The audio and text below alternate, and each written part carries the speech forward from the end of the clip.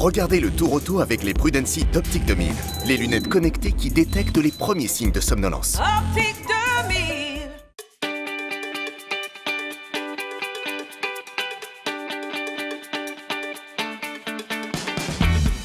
C'est le rendez-vous du printemps, quand le soleil vous donne envie de reprendre la route. Paris, les beaux jours et la verrière du Grand Palais pour écrin, aucun doute possible, le Tour Auto Optique 2000 est de retour. L'édition 2018 emmènera les 240 concurrents jusqu'à Nice, en passant par Besançon, Megève ou Avignon. 2000 km programmés. En attendant ce lundi, une veillée d'armes aux aires de communion. La traditionnelle journée de vérification technique et administrative est avant tout l'occasion d'une rencontre, celle des joyaux de l'automobile avec leur public. Les voitures sont vraiment somptueuses, mes enfants adorent les automobiles aussi, donc voilà, ça aurait été dommage de rater cette occasion, de voir des voitures anciennes, parfaitement restaurées. J'aime bien les Ferrari avec la couleur rouge, c'est la bonne couleur pour les Ferrari en fait. C'est une partie de l'histoire, donc je trouve ça important d'avoir encore des gros rassemblements comme ça où des gens exposent leur voiture et après en plus roulent bien avec même. It's the best rally there is in the world. I just love it. Yeah. Well, it's actually very emotional to be here because my dad used to drive the Tour Auto. I've done it a few times as well with my dad in 1993 with a Daytona, a yellow one.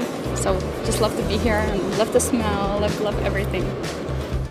Une nouvelle fois, les modèles les plus mythiques sont réunis, comme aux plus belles heures du Tour de France automobile.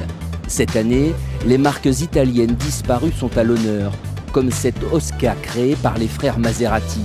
Ne vous fiez pas à sa frêle apparence, ce petit bolide porte encore les marques de son engagement aux 12 heures de Sebring, l'une des courses d'endurance américaines les plus illustres. C'était il y a presque 60 ans. C'est beaucoup de plaisir, beaucoup de sensations et on s'aperçoit que ces voitures étaient tellement bien nées, tellement bien faites que déjà à l'époque on a l'impression de beaucoup de modernité. C'est très vif, très maniable, ça tient très bien la route, ça freine très court, c'est étonnant, vraiment étonnant. Pour emmener ce peloton, il fallait des hommes d'expérience. Le Tour Auto Optique 2000 les a trouvés depuis longtemps. Le duo Harry Vatanen, François Chatriot. Les deux figures du championnat du monde des rallyes ouvriront les spéciales dans leur BMWs officiels. On parle toujours de la Madeleine de Proust, pour nous les pilotes, le Tour Auto, comme ça, c'est retrouver toutes ces sensations avec le public qui est très fidèle pour voir toutes ces magnifiques voitures qui sont des voitures anciennes. Souvent dans des musées, là on les voit en action, et puis nous on a la chance de conduire des BMW modernes très puissantes et c'est un grand plaisir. 19 Ferrari sont présentes, aux côtés des Porsche 911 ou des Ford GT40. Le Tour Auto Optique 2000 sait montrer ses muscles, mais parle avant tout à notre mémoire. Tous les chapitres de l'histoire de l'automobile y ont leur place. En témoigne cette 2 chevaux Citroën qui prendra également le départ, comme ce fut le cas en 1951. Le signe d'une grande diversité à laquelle l'organisation veille tout particulièrement. Je pense que ça fait partie de l'histoire du Tour. Il y avait des voitures de tourisme très populaires, il y en a cette année. Il y a des voitures, au contraire, des GT de très grande qualité. Donc on essaye de remplir au mieux l'éventail entre ces deux extrêmes. Ce mardi au petit matin, la longue caravane prend la direction du château de Courance, premier stop du Tour Auto Optique 2000. Paris et ses lumières ne seront alors déjà plus qu'un magnifique souvenir.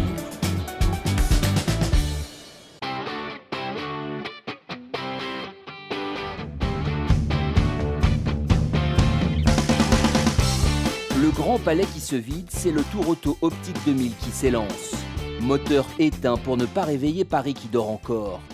C'est bientôt parti pour 2000 km sur les routes de France. Et quand on vient de l'étranger, c'est un moment qu'on ne veut surtout pas manquer. French car in France, French crew, French countryside, it's perfect. Great environment, great people, fantastic cars. Why wouldn't you? In the United States, you're either racing or you're rallying, but nobody else combines the rally and the race course in the way that Patrick Peter does. Dehors, les leftos sont venus assister à cette lente procession. La passion de l'automobile n'a pas d'âge ni d'horaire. Je suis passionné de voitures anciennes, j'ai moi-même une berlinette alpine. Donc voilà, c'est presque une religion, on vient là tous les ans. Et j'essaye de faire partager ça avec mes copains sur Facebook. C'est des voitures qu'on verra sûrement jamais autre part et qu'on n'aura pas l'habitude de voir. Et l'habitude de conduire non plus. Les Porsche, tout ça, les Ferrari. Il y a des belles Jaguars et tout. Et de la belle bagnole. Dans les rues de la capitale, certains ont peut-être cru qu'on tournait un film ambiance nouvelle vague. Un mirage au pied de la Tour Eiffel, rapidement suivi d'un autre éblouissement pour les 240 participants. Le Tour Auto Optique 2000 sait recevoir et a le sens de la fête. Il a choisi le château de Courrance pour y donner son départ officiel. Un bijou méconnu au sud de l'Essonne, rehaussé s'il vous plaît par la présence de Miss France 2018 en personne. Un duo qui restera comme le premier ravissement d'une journée qui n'allait pourtant pas en manquer. La suite, une balade à travers la Bourgogne et ses vignes. Des routes aussi roulantes que sinueuses, un plaisir de conduite à partager à deux. Passé ce moment d'intimité, il fallut bien se rendre à l'évidence. Le Tour Auto Optique 2000 est populaire. Difficile pour lui de passer inaperçu. Et d'ailleurs, ça tombe bien, il n'en a pas vraiment envie. Sur les flancs du circuit de Dijon-Pernois, les passionnés ont pris place, nombreux. Pendant que les uns se régalent du bruit des moteurs, les autres préfèrent le silence de la pré-grille. Un moment parfait pour Christophe, qui peut expliquer à son fils les secrets de cette Cobra Daytona coupée. Seulement 6 exemplaires à travers le monde, spécialement conçus pour les 24 heures du Mans. Là, on est vraiment très chanceux d'en avoir un exemplaire ici au Tour Auto. C'est exceptionnel comme auto, c'est exceptionnel. Moi, j'ai fait 1200 km pour venir ici aujourd'hui. Donc, pour voir les autos du Tour Auto, je les verrai demain au circuit de Brest également. Pour moi, ça prend au trip, hein, vraiment. Et quand ça roule, là, c'est les poils qui se dressent sur les bras. Hein. Ce mardi soir, le Tour Auto Optique 2000 a posé ses bagages à Besançon. Une première dans l'histoire du rallye. La preuve qu'il peut réserver encore bien des surprises.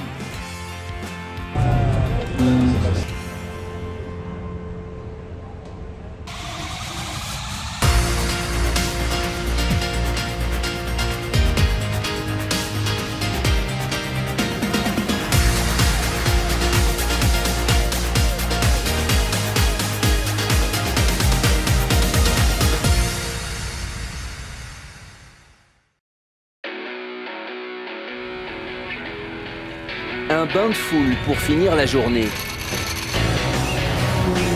Besançon mardi soir, un public nombreux accueille les concurrents du Tour Auto Optique 2000.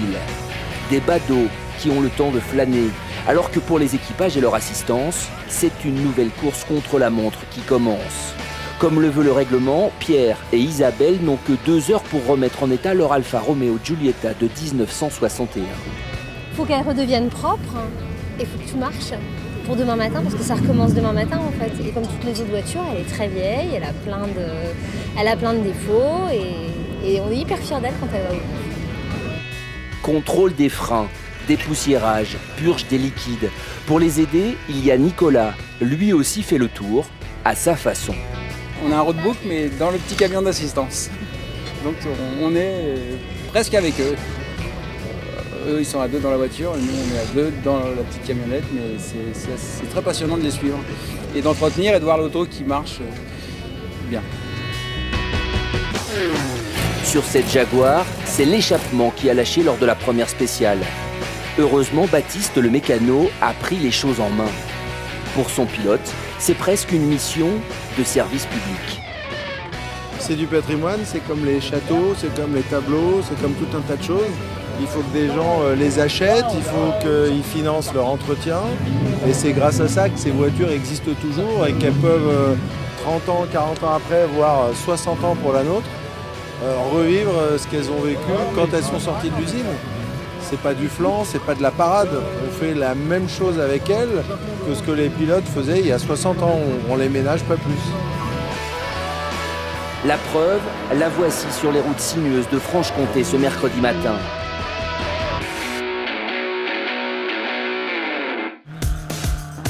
Spécial numéro 3. Ça passe pour l'Alfa Romeo et pour la grande majorité des voitures encore en course qui ont pu profiter des magnifiques paysages des contreforts du Jura. Moins de chance en revanche pour cette autre Jaguar arrêtée sur le bas-côté. Sans assistance, point de salut. La voiture s'est mise à chauffer et là Maintenant, on a arrêté aussitôt, donc on espère en remettant une patte d'alternateur, une courroie neuve et on espère repartir. Temps fort de la journée, le circuit de Brest attendait les concurrents en début d'après-midi. Là encore, les mécaniques allaient être bien sollicités. Mais le Tour Auto Optique 2000 n'est pas qu'une agréable balade à travers la France. C'est aussi un rallye chronométré où chacun cherche à rouler le plus vite possible. Adrénaline garantie, et tant pis si ce soir, il faudra de nouveau mettre les mains dans le moteur.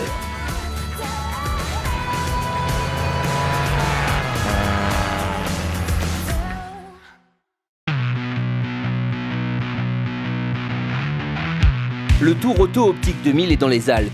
Un sommet dans une semaine qui n'en manque pas. Megève, point d'arrivée de la deuxième journée de course, offre aux concurrents un décor timidement enneigé. En à peine 48 heures, la caravane a totalement changé d'univers. Des pavés parisiens aux petites routes de montagne, le changement est aussi radical qu'il est apprécié par les équipages. Le Vercors, version sud, déployait ce jeudi une beauté presque intimidante. Et le mieux dans ces cas-là est encore de ne pas résister. Après une première spéciale rapidement avalée, il devenait urgent de prendre son temps. Stopper le chronomètre, sortir du baquet et savourer la pause pique-nique prévue au programme du jour. Un must que les habitués ont pris l'habitude de déguster. Le pique-nique, c'est pratiquement le truc que je préfère dans les déjeuners. Je trouve que c'est un endroit où on se ressource avec son coéquipier, qui est plutôt sympathique. Et c'est un vrai moment d'échange. Et puis là, au moins, on a trouvé le bel endroit pour admirer les voitures. On n'a jamais eu une vue comme ça sur les autres. Je trouve ça génial. On n'est pas là que pour les courses et la compétition. Alors on aime ça, mais on aime bien passer des moments de détente. Et voir des paysages. De voir des beaux paysages. Voilà, ça fait partie du rallye. Enfin, c'est le propre du Tour Auto de passer des moments de détente entre les épreuves de course. Ne comptez pas en revanche sur James Cottingham et Andrew Smith pour s'éterniser trop longtemps. Ces deux-là sont du genre pressé. Ne leur parlez pas de pause avant dimanche. Le duo britannique, leader du classement général, compte bien s'imposer à nouveau cette année. Et pour cela, les deux hommes ont un secret. Ils prennent à tour de rôle les commandes de leur Ford GT40. We both prefer driving. I think when you're, because you know the Tour Auto is the first time that either of us have ever navigated, so we're not used to it, and I think we do trust each other as drivers, but there's still you're trying to brake on the passenger side all the time because it's on the special stages it's quite wild, but it's great fun.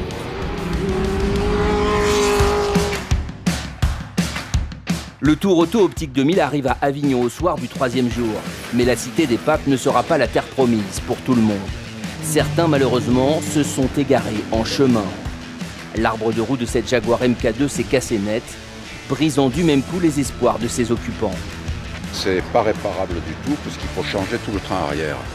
Donc pour moi, le Tour Auto est terminé. C'est le 4e avec la Jaguar. Bon, elle n'a pas tenu jusqu'à la fin. C'est dommage.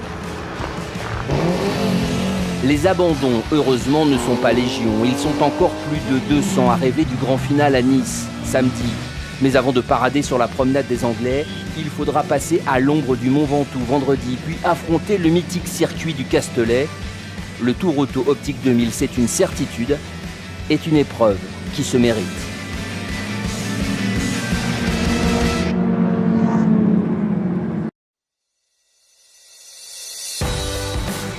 C'est une petite route pittoresque, bordée de chênes verts et de buis, à l'ombre du Mont Ventoux. Son nom, la Gabelle, fleure bon la Provence. Pour y accéder, il faut traverser les vignes du Vaucluse, sans trop y prêter attention. Sur la place de Bédouin, le petit village d'où partaient les concurrents pour affronter la première spéciale du jour, il y avait sûrement des amateurs de vin. Mais nous avons surtout rencontré des passionnés de grands crus automobiles. Parmi eux, Pierre, l'appareil photo chevillé au corps, venu chercher ici des souvenirs pour toute une vie. J'ai pris un jour de congé aujourd'hui, je suis parti à 3h du matin de Montpellier, je suis allé voir le parc fermé à 5h du matin. C'est le passé qui ressurgit chaque année avec plaisir. Et puis voilà, d'entendre les V6, les V8, les V12, les 4 cylindres, c'est énorme quoi. C'est le passé et c'est encore le présent pour tous ceux qui aiment les belles voitures quoi. Côté pilote, le parcours du jour pouvait se résumer à une question. Comment rouler vite sans perdre une miette du paysage? Un dilemme évidemment difficile à résoudre, surtout quand on a plus de 350 chevaux sous le capot. Le copilote et le pilote, ils n'ont malheureusement pas tellement le temps de se plonger dans la nature. Ça, c'est très dommage en fait. Il y a toujours des petits moments où on peut dire « Oh, regarde ça » ou « Moi, ça c'est beau, t'as vu ça ?» Mais ça, c'est rare. Malheureusement, il faut toujours faire attention. On serait tenté de penser que la chose est plus simple pour les voitures inscrites dans la catégorie régularité. C'est la grande tradition du Tour Auto Optique 2000. Il n'y a pas que la vitesse qui compte. Les équipages choisissent une moyenne, basse, intermédiaire ou haute, et doivent s'y tenir. Facile à dire, beaucoup moins à faire. C'est pas simple du tout parce qu'en fin de compte, il faut quand même aller très très vite, quoi. Là, on se rend compte, d'après ce qu'on voit du tracé de l'épreuve, c'est que ça va être super compliqué parce que ça tourne beaucoup, il y a beaucoup de virages et nous, avec notre voiture, ça va vraiment pas être gagné parce que faire, donc on a dit 48 km/h, donc 30 miles en moyenne, bon, je pense que pour nous, c'est quasiment impossible. Mais on va essayer au moins d'arriver au bout, on verra bien. Heureusement, ce vendredi, pour mettre tout le monde d'accord, il y avait un pit stop imposé que personne n'a songé à zapper. Le couvent royal de Saint-Maximin, un ancien cloître dominicain du XIIIe siècle, était le théâtre de la pause déjeuner du jour. Un moment hors du temps où les considérations de classement et de mécanique paraissaient fort futiles. Le commun des mortels aurait volontiers terminé sa journée sur cette note d'élégance. Mais le pilote du Tour Auto Optique 2000 est aussi un amateur de sensations fortes. Et sur la route qui l'emmenait à Aix-en-Provence, l'avant-dernière ville-étape de la semaine, il avait rendez-vous avec un mythe. Le circuit Paul Ricard du Castellet. Les plus grands ont roulé ici et y rouleront demain puisqu'il accueillera de nouveau un Grand Prix de Formule 1 en juin prochain. Refait à neuf ou presque pour l'occasion, il aura offert aux concurrents encore en lice un autre moment d'exception. Tout a une fin, paraît-il, même le rallye qui s'achève ce samedi à Nice. Mais chez tous ceux qui ont fait leur premier pas sur ce tracé cet après-midi, une petite lumière s'est allumée et quelque chose nous dit qu'elle n'est pas près de s'éteindre.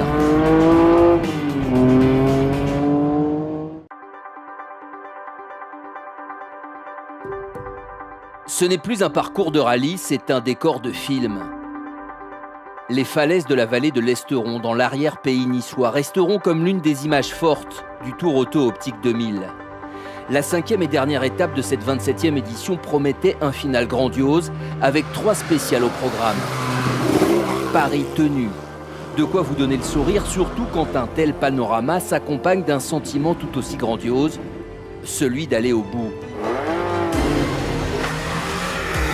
Ils étaient 240 au départ mardi matin, une trentaine de moins à l'arrivée. Et parmi les finishers, celle qu'on n'attendait pas forcément à pareille fête. La 2 chevaux version 1952, l'une des attractions sur les routes cette semaine. On a eu un vrai succès populaire. Comme toutes les voitures sur le bord de la route, mais on a clairement senti que la 2 chevaux c'était un cran au-dessus.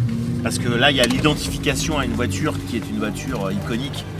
Que tout le monde a eu, toutes les familles de France ont eu directement ou indirectement des 2 chevaux. Côté popularité, il y a quand même eu match avec de nombreux modèles. Il faut de tout pour faire un Tour Auto. C'est certainement ce qui fait son succès. Ces enfants ne reverront certainement pas de sitôt une Lancia Stratos de 1974. Ils n'en connaissaient même sûrement pas le nom avant de monter dedans.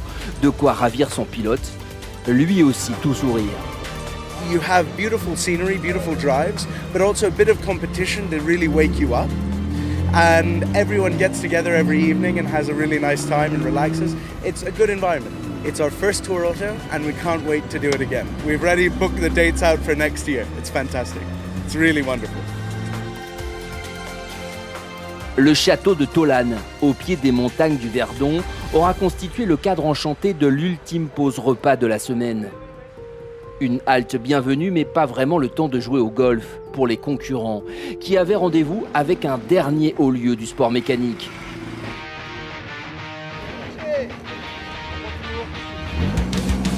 Le col de Turini, la spéciale mythique du rallye de Monte-Carlo. Une ascension qui vous emmène à 1600 mètres d'altitude et vous fait entrer dans l'histoire de la course automobile. Tous les participants du Tour Auto Optique 2000 pourront dire cette année « J'y étais ». Après ça, il ne restait plus qu'à bien négocier l'arrivée sur la place Masséna, à Nice. Un moment dont se souviendront forcément les vainqueurs. Jean Rigondet et Olivier Souillard en régularité sur leur CG 1200S de 1971. Et surtout le duo suisse, Raphaël Favaro, Yves Badan, vainqueur surprise en compétition au volant de cette Lotus Elan de 1965. Ça fait tellement longtemps que j'y pense que c'est un peu profondément ancré en moi. Donc ça va peut-être sortir plus tard ou comme ça où l'émotion sera un peu plus grande. Mais pour le moment, c'est vrai que je suis content d'arriver. Et puis voilà, de gagner, ouais, c'est fantastique, c'est vrai. Des vainqueurs inattendus pour un millésime qui restera dans les mémoires. Couper les moteurs, c'en est fini de cette 27e édition. Dans un an, c'est promis. On remet ça.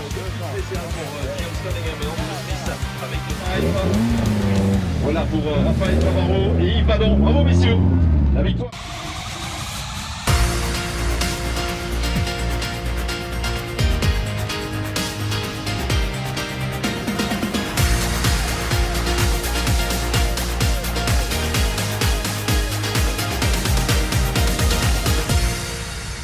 C'était le Tour Auto avec les Prudency d'Optique 2000. Les lunettes connectées qui détectent les premiers signes de somnolence. Optique